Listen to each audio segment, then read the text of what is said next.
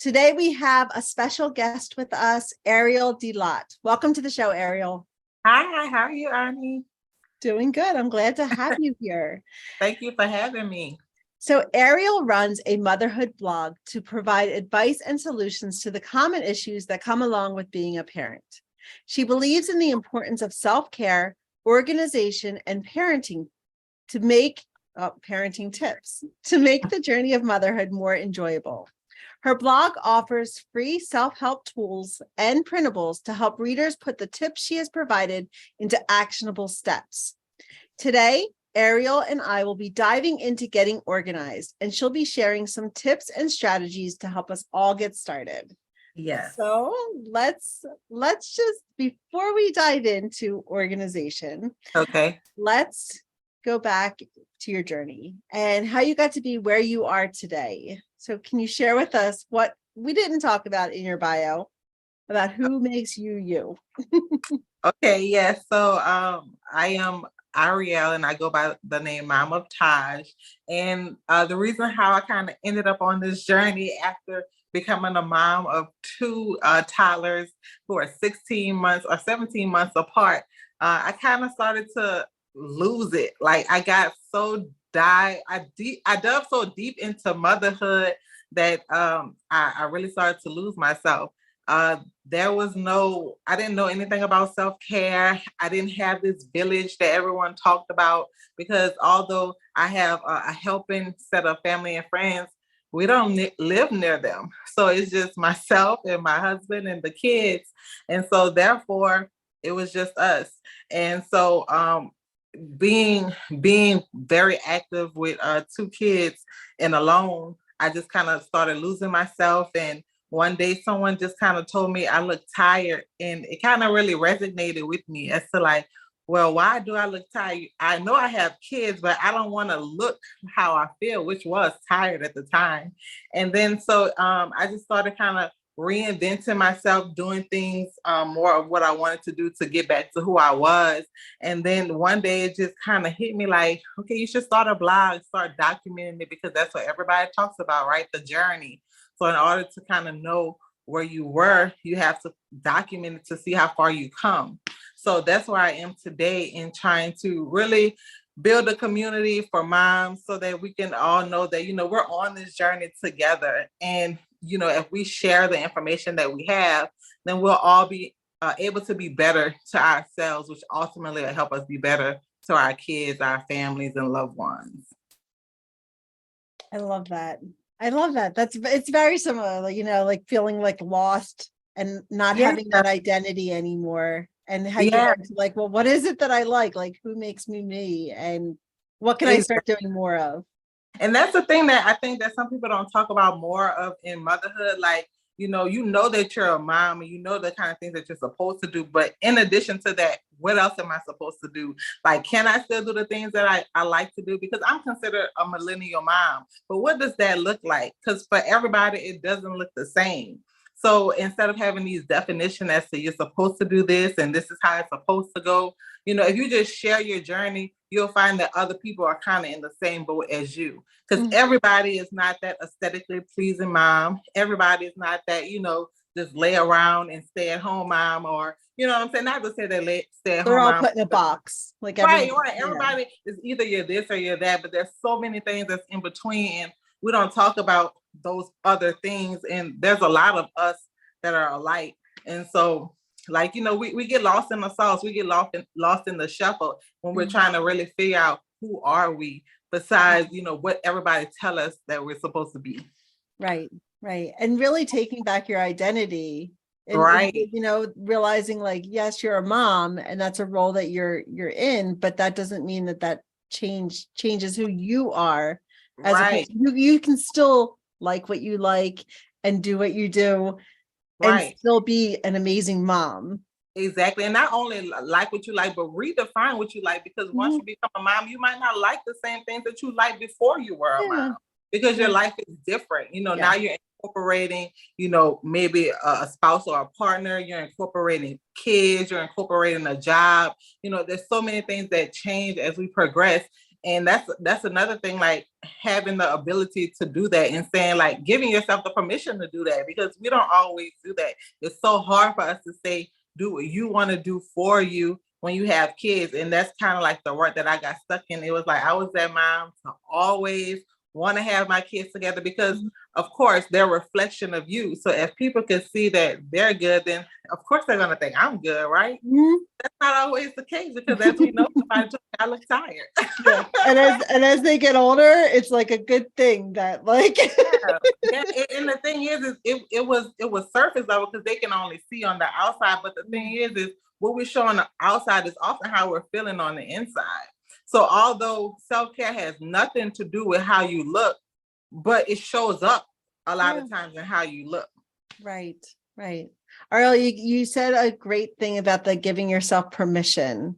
And that was pretty much a key, like being able to give yourself that permission to be who you are. Yeah. In order to find yourself again. Yeah, because we live off of traditions, right? Traditions and what people say, that this is how it goes, or this is how you should be. And so when we do that, we don't ask ourselves, well, do you like that? Is it okay for you to do something else? You just go with what you know. Yeah. And especially now, it's not serving you. Right, especially now with everything that's going on, we're in the moment to empower women. We want to stop and ask ourselves, like, is that serving me? Is it good for me? Like, do I have to do what everybody says? And whenever you start to break out the box, you start to really find your own identity. Like, but I don't really like that. I was just doing that because they said that's what I should do. Or, and we get stuck in the rut and just keep going and going. And then we find ourselves years later, if we make it, to then wanting to discover happiness and who we are. And then by that time, sometimes you're alone, because once these kids grow up, they're out the house and sometimes they don't look back, and you're stuck from what you put out there and put into them, that now you're like, well, I guess I can start trying to do something to rediscover myself. Sorry. Yeah, and that's where those feelings of emptiness come up, like the loneliness, the mental health issues. Yeah. All of these things start coming. Like the sooner you find yourself and the sooner you put on the brakes and give yourself permission, exactly, the better off you are and the better off your family is. Yeah, and you're so right, because the sooner you do that, the sooner you realize that, you matter. But not only that, but your kids see it. So they don't have to live in that same cycle of just doing what people say. Because they see you take your power, and so then they know that they have the same power as well to do what it is they want. Because if you feel like you can do what you want, then you're going to encourage your kids to do the same thing, right? Right. Absolutely. All right, let's get into organizing. Yeah. So thank you for sharing that with us, your journey and how you got here. So what are the benefits? Like, why is it important that moms? Do you need to get that? Alexa, stop. Sorry. That's okay. What are some of the benefits? Why does a mom need to be organized?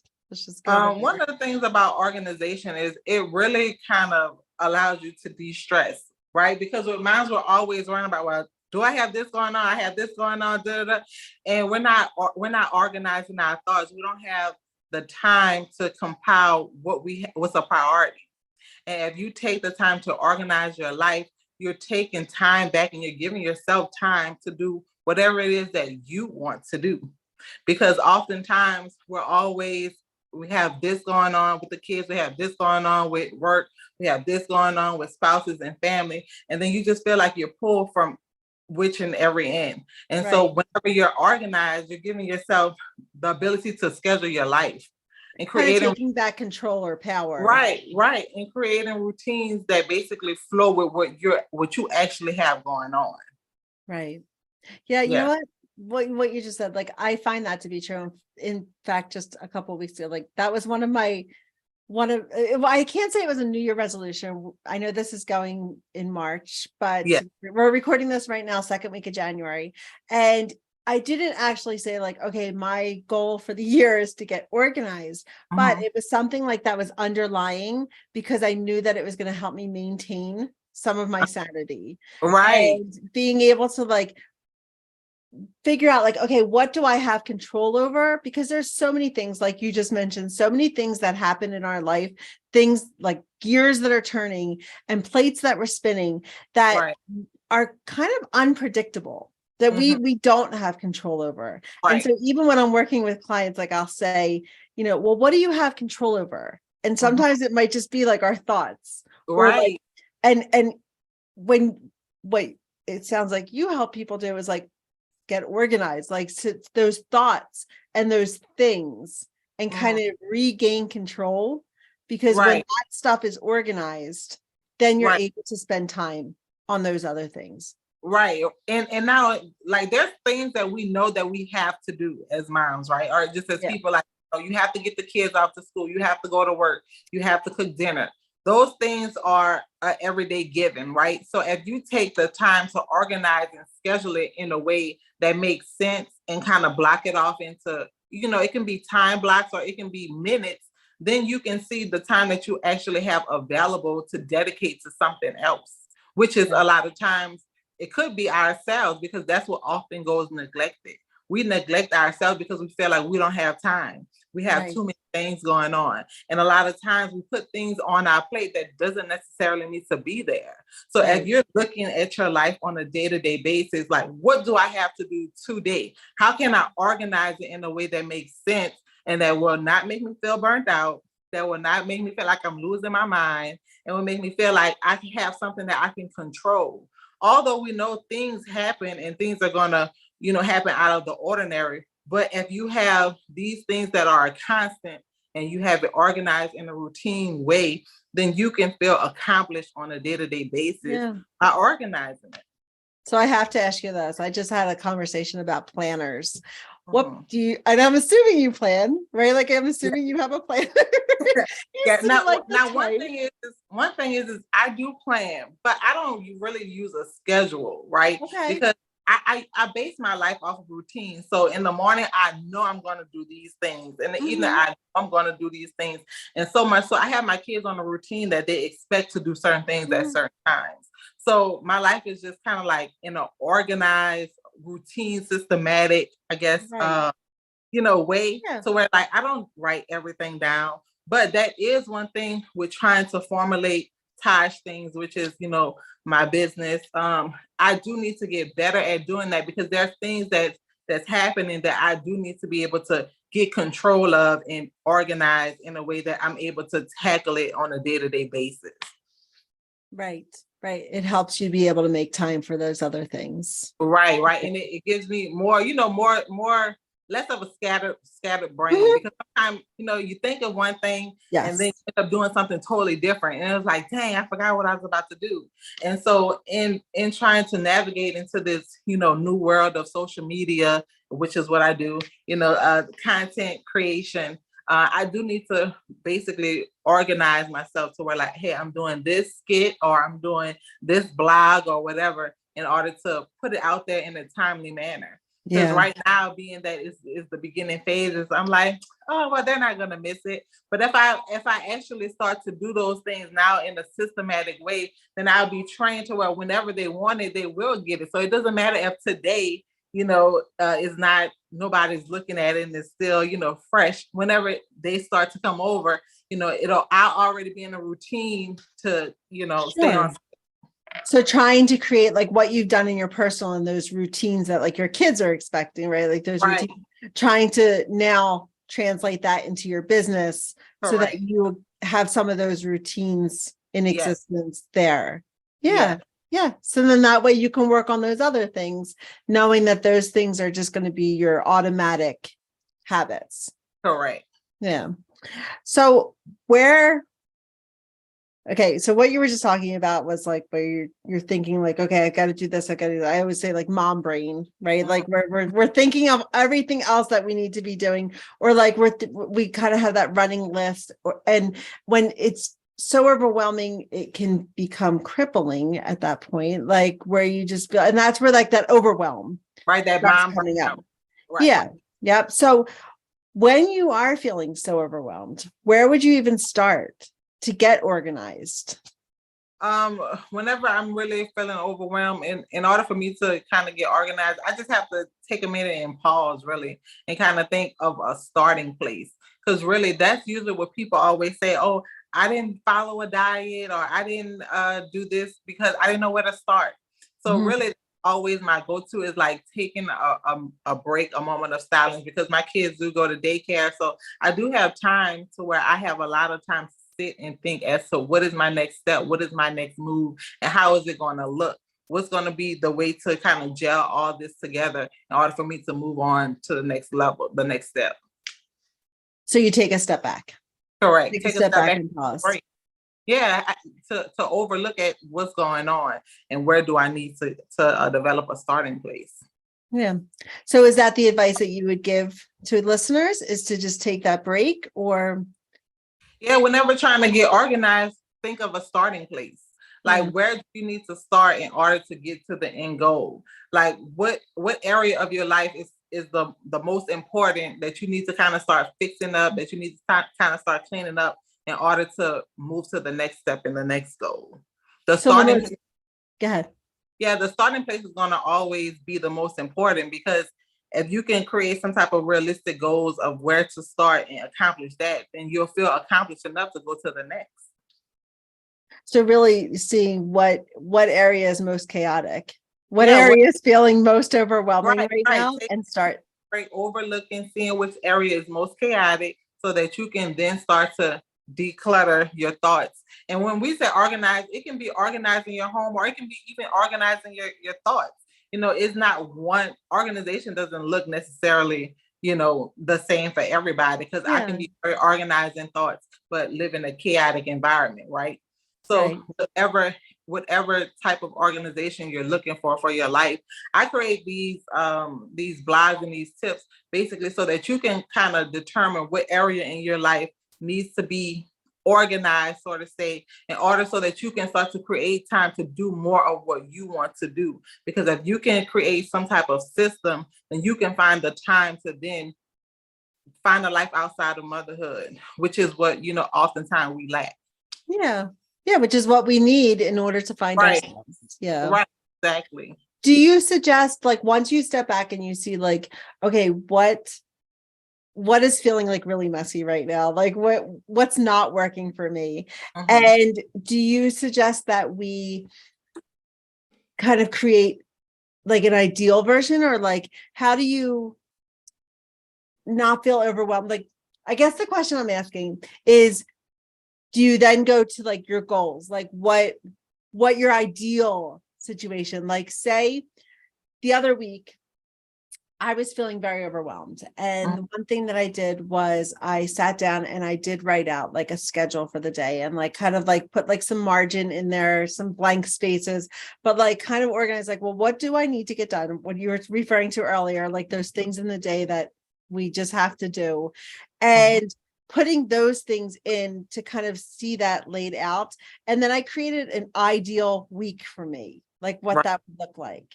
Mhm. Then to get from there to there, like to get to like where I'm feeling so overwhelmed to that, what kind of ideas or tips can you offer to get kind of get moving on that, like to get from point A to point B, or I guess point Z, or wherever, like, Yeah. So I guess what you're asking is basically, would you say you're asking like what's the starting place of how we yeah, to get yeah, it like started? once you take that pause and you see like, okay, this is the area that I'm struggling in, would the next step be to like create that, like I did, like that ideal, or like Yeah, to say like, well, what's the next, what can I yeah, do? very much so. So you would start to kind of take those thoughts and stuff and kind of jot it down on paper to see, okay, what are my goals?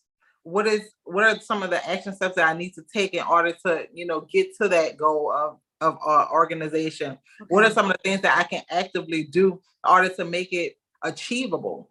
So like this is actually a blog post that I have on my website. And so on the website, there's a template. And what it is a schedule to say, Okay. okay, on Monday, this is what I'm going to do. Right. Yeah. And on Tuesday, this is what I'm going to do. You can even give yourself time blocks to say, okay, I'm going to give myself this amount of time to do it, so that you can feel sometimes deadlines help people. It can give you much more of a realistic way to manage the things that you have going on. But a lot of times writing it down, because sometimes when it's in our thoughts, a lot of time that's where it stays. It's jumbled. So And it's yeah, jumbled. when you put it down on paper, you can actively you'll actually be able to see what you have going on. And then as you go through it, check it off and feel accomplished in actually completing those things and those tasks. A lot of times too, with those templates that I create, I put on there examples because, you know, on Monday, if you can think of your week as to what you have going on in a week, and you can put it all on paper and say, okay, on Monday, I'm going to do this. Tuesday, I'm going to do this. Wednesday, and so on and so forth. Then you can kind of see, okay, well, I then have time for this now, because you know everything that you're going to be expected to do. And with it on paper, you see it. So then now you can kind of see how long it's going to take me to do everything and what time I actually have available to do things that I want to do. Right. So it makes the invisible visible by writing it down and exactly being able to see it. For some people who are not visual, make an audio. We have these phones, and our phones are our lifesavers. So you can even use these same things, the thoughts that's in your head, and say, Monday, I have to do X, Y, and Z, and verbalize it to yourself so that you can hear it. If you're an audible learner, if you know writing it down on paper doesn't work, create billboards around your house or sticky notes, anything to where you can visualize yourself to know exactly what you have going on in a way that it can then become organized in a way that best suits you. That's going to be the best way to start. Right. And I've suggested that before too, about making the cues, the visual and audible cues, like to be able to, especially when you are setting it up as a habit, like when you want these things to become a routine, which organizing is, like you want, you know, there's some reasons like, okay, well, you can get organized, but in order to maintain that organization, that's when it needs to become part of that routine. Right. Which is now what we're calling lifestyles, right? So if you create a routine, you're creating basically a lifestyle, because it's going to be a daily habit of something that you have in place to be a part of your life and a part of everything that you have going on, your system. Right. To be more functional, because that's what you want. You want a more functionable system, something that works. Yeah. There's no point if it doesn't work. Right, exactly. Because me telling you what I do, and that's not what your life looks like, then it's not going to work, and you're going to feel like it's impossible. Yeah. And I think that's why there is so many different systems of organization and different things. And just like, you know, kind of how there's so many different diets and stuff, because you do need to find what works for you. Because if it's a system that's not going to work for you, then there's no point of even executing it. Like just try it. And there's a lot of different things to try. Yeah. And at its core, it's simple, right? The things to do is simple, but the most difficult part is, one, actually doing it, but then two, actually getting those thoughts out of your head to figure out what it is. Because like I said, everybody has conditioned us to think in a certain way, to where we're not thinking on our own what it is that's going to make our lives easier, how that's going to look. So whenever you decide that for yourself, because the system itself, it can work, but you have to put your life into the system. Right. You got to make the system work for you instead of you working for the system, right? Exactly. So how has being organized helped you become a better mom? It helped me tremendously, because again, it gave me that time to really be able to reflect as to who I am versus who I want to be. Because, you know, starting off as a mom, I just saw myself as a mom. But once I really started digging into self-care, organizing my life, and visualizing who I wanted to be, that gave me the ability to start working in action. And being organized, it basically it helps me create that person who I want to be, because I can prioritize my life in a way that makes sense and allows me to accomplish a lot of my goals and identify who it is that I'm trying to become, because I don't want to be just a mom. I want to be, you know, this, that, and the meant other. For so much more.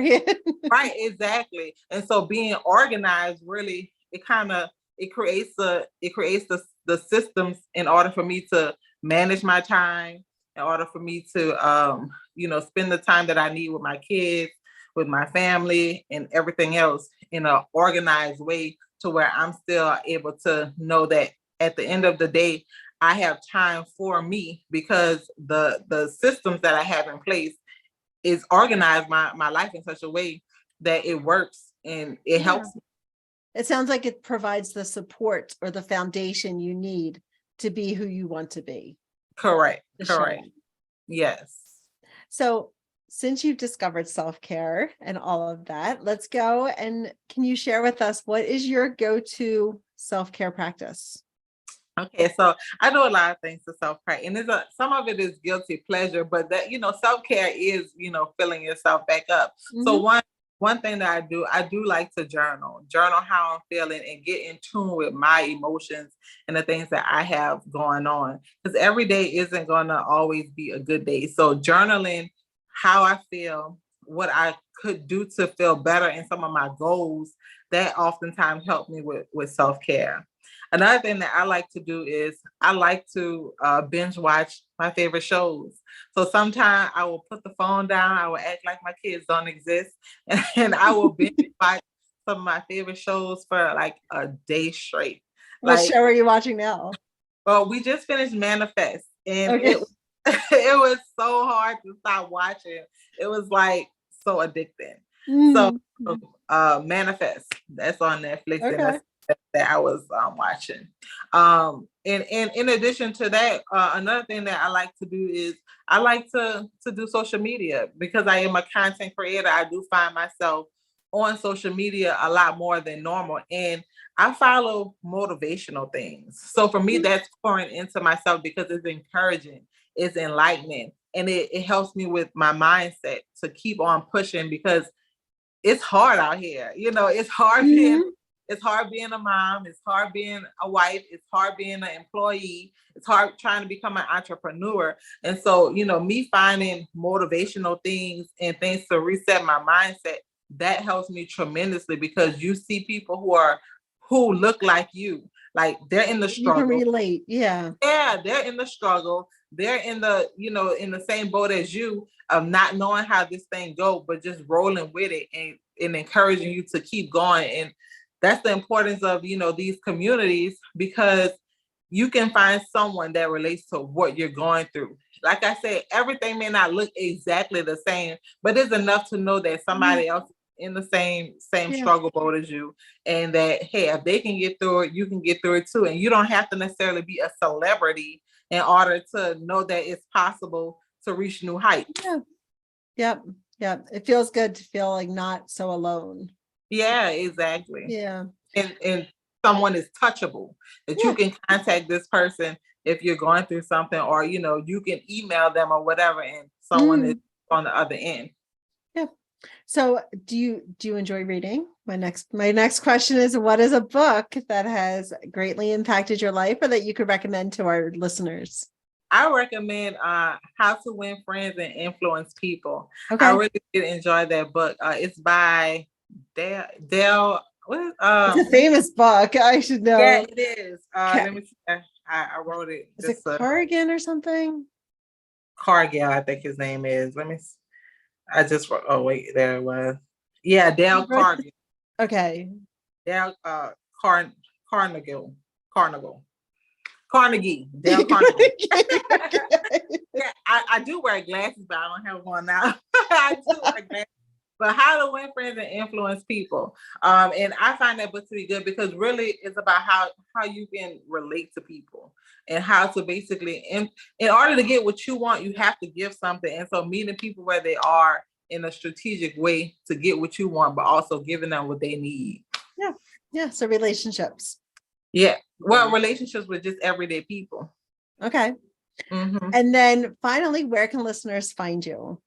Okay, you can find me on any social media platform as Taj Things. So I'm on Instagram, TikTok, YouTube, and my website, tajthings.com.